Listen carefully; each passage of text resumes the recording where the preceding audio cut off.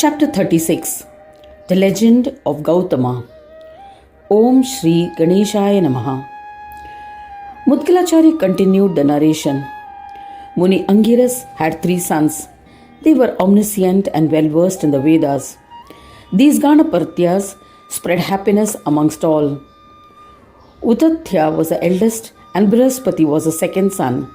The third son, Samvarta, was immersed in the study of Yoga Shastras. Angiras taught Utatya. He became one with Brahma in a short span of time and became a proficient Ganapatya.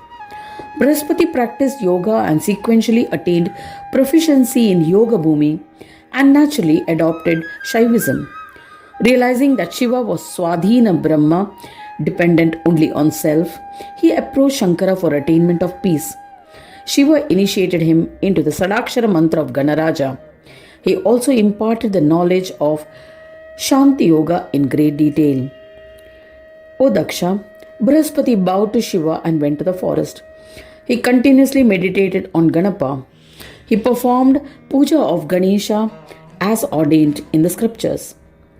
The highly intellectual devotee was extremely eager to attain darshan of Ganesh. Yogi Brihaspati, through the path of yoga, attained peace and became a Ganapatya comparable to Shiva. Lord Gananayaka, pleased with him, manifested in his ashrama. Brihaspati performed his puja and extolled him with devotion. This especially pleased Gananayaka. Ganesha blessed him with boons of absolute and eternal devotion to him. Having granted these boons, Ganesha disappeared and returned to his loka. Thereafter, Brihaspati was acknowledged as a Mahayogi. Among those devoted to Brahma, he was considered the most eminent and glorious one. As a result, he became jealous of Samvarta, the foremost yogi, and exhibited signs of hostility. Brihaspati would follow Samvarta wherever he went as his brother. As a consequence, Samvarta detached from worldly life and would wander as a naked yogi, feigning insanity on the streets of Kashi. He resided at Kashi and observed austerities towards Sahaja Shankara Brahma. King Maruta approached Brihaspati in Swarga and requested him to be the high priest at a yajna he was resolved to perform. Indra was worried and told Brihaspati, King Maruta is my competitor. If he conducts 100 yajnas, he can claim the throne of Indra. Hence, O Brihaspati, do not accept the invitation to officiate his yajna. You must decide if you are on the side of devas or humans. Heeding to Indra, Brihaspati declined the invitation. Maruta returned dejected. On his way back, he met Narad Muni. He advised, the brother of Guru Brihaspati, Samvartaka, resides in Kashi. Invite him to be your high priest. The Muni appears to be Jada, an Unmatta, that is foolish and detached. As a daily practice, this Muni goes for darshan of Shiva every morning. Place a dead body of an animal at the door, blocking his path, and wait for him. The one who will retreat after seeing the soulless dead body is Samvartaka. Advising thus, Narada left happily. He was happy to create a rift between Brihaspati and Indra. He will now tell Indra that though Brihaspati declined the invitation, he prompted his brother to accept it. Maruta will now complete his resolve to perform the yajna. King Maruta was proficient in dharma. He went to Kashi and did as instructed by Narada. When the king saw the naked yogi, he pleaded with the yogi to be the high priest at the yajna. The eccentric ascetic tried various methods to discourage the king. O Daksha, yet the king pursued him relentlessly. When Samvartaka heard about the events that had occurred, he volunteered to become the chief priest for the yajna. When Devaguru Brihaspati heard of it, he summoned Maruta and said, as your elder, I wish to advise you to let go of my brother. If not, Indra will be displeased with me. Maruta did not heed to his words. To prove his loyalty, Brihaspati encouraged Indra to attack Maruta with his Vajra, the thunderbolt. But with the powers gained through yoga, Samvarta rendered the Vajra ineffective. The frightened Indra, along with Devaganas, surrendered to Samvrata. Thereafter, Marut appropriately honored Devas and Rishis and completed the yajna. After the yajna was completed, Samvarta returned to his place. He went into a state of samadhi, profound meditation, and reached the absolute state. Here he realized Swadhina Shankara of Brahma. He wondered when and how he would attain the absolute peace-bestowing Brahma. To resolve his query, he approached his father Angiras. Angiras explained that Ganesha himself is a marvelous and extraordinary Shanti Yoga. O Daksha, Samvarta accomplished the supreme Shanti Yoga and became the embodiment of Shanti Yoga itself. He went to Mayura Kshetra, which is the form of Swanan on earth, and stayed there permanently. He served Mayuresha with devotion. The sons born in his lineage, Angiras and his descendants, were omniscient and worthy of honor. They all became Ganapatyas. Dirgha Atmas, his sons, and others performed uninterrupted austerities to Ganesha with wholehearted devotion. Amongst them, the most accomplished one was Mahamuni Gautama, who was well known as he was skilled in the path of yogic peace. O Dakshapati Prajapati. Once a severe drought ravaged the earth. There were no rains for 12 years, and the subjects were extremely distressed. Seeing the plight of the people, Gautama was filled with compassion. He prayed to Shankara, praised him, and prayed for rain. Shankara informed him, a form of Brahma named Kala is responsible for creating the drought. There is no one in this universe who has the power to interfere with Kala. Therefore, O eminent Muni, do not expect anything from me, as I am helpless. These words of Shiva astonished and distressed Gautama. He said to Shiva, O Lord, what are you saying? You are the Supreme Lord, acknowledged by everyone. If you do not heed to my prayers, I will kill myself. Gautama's perseverance astonished Shambhu. Shiva, understanding his emotions, said, O Gautama, I shall tell you about the glory of Vinayaka. Why are you sacrificing yourself unnecessarily? Worship Vinayaka and you will be blessed with all that you desire. There is no one who commands him. This is why he is addressed by the name Vinayaka. He is the Supreme One. We all obey his orders and perform our assigned deeds. There is no doubt about it. We all follow the well-acknowledged path of Vedas. If we deviate from the path of Vedas, he creates obstacles, vignas, on our path. Hence, O Gautama, surrender to Vigna Raja. Having explained this, he initiated Gautama as ordained into the king of mantras, the Sadakshara mantra, Ganeshaya Namaha. Gautama paid his respects to Shankara and went to the forest to perform penance. He reached the difficult state of samadhi and pleased Ganesha. After 1 year, pleased with his penance, Lord Dundi manifested to grant a boon.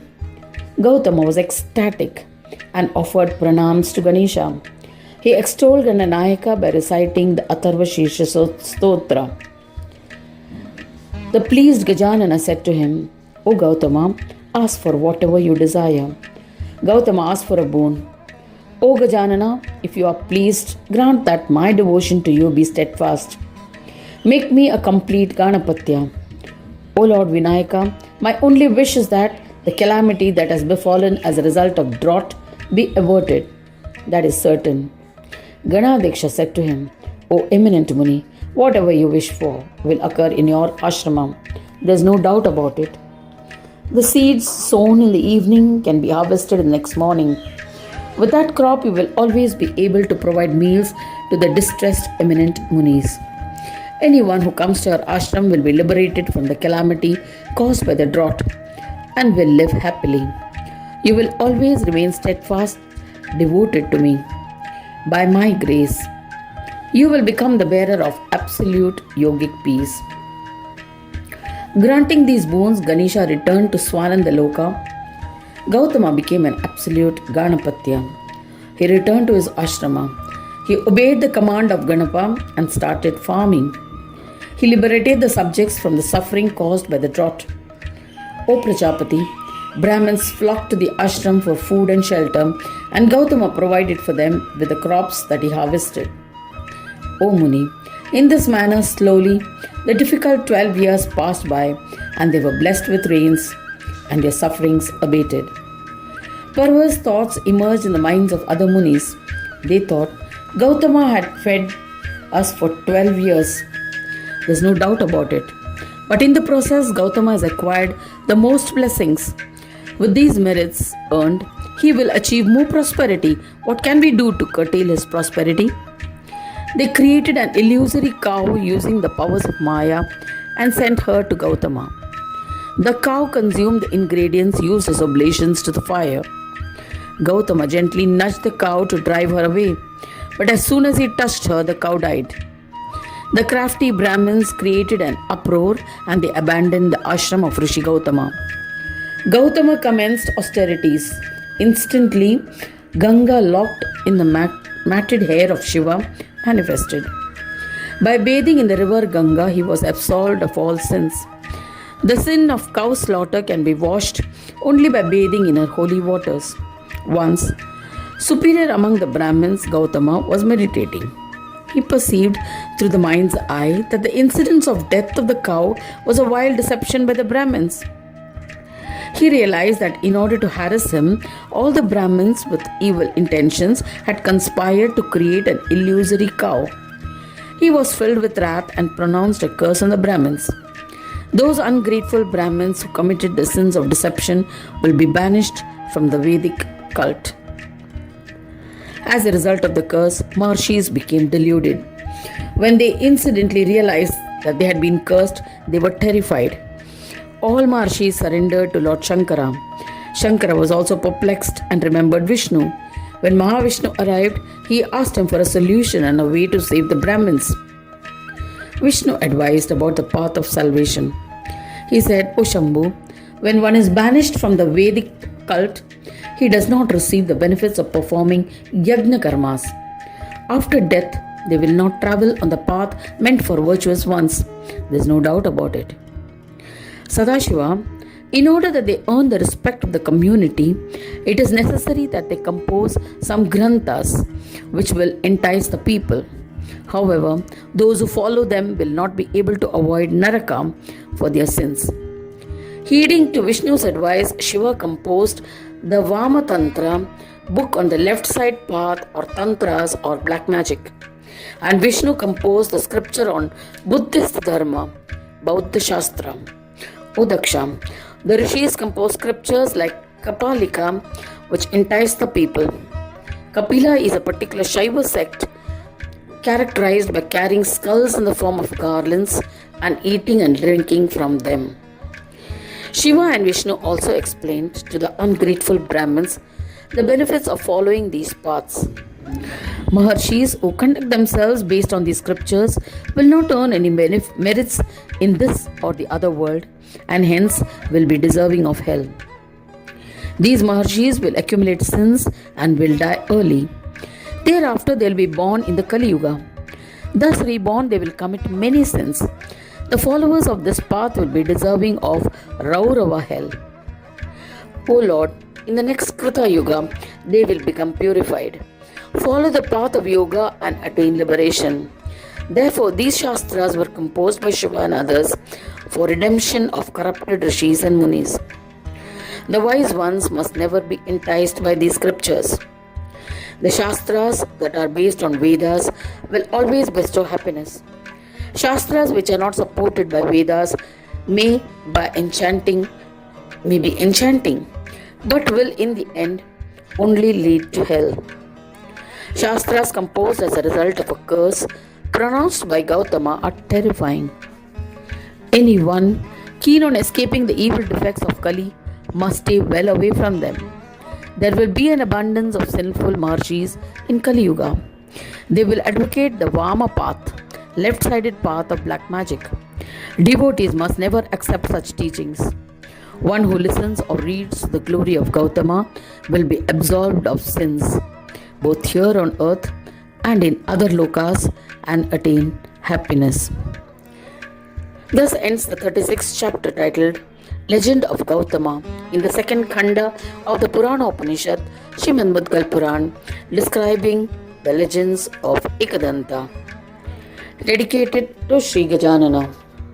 End of chapter 36.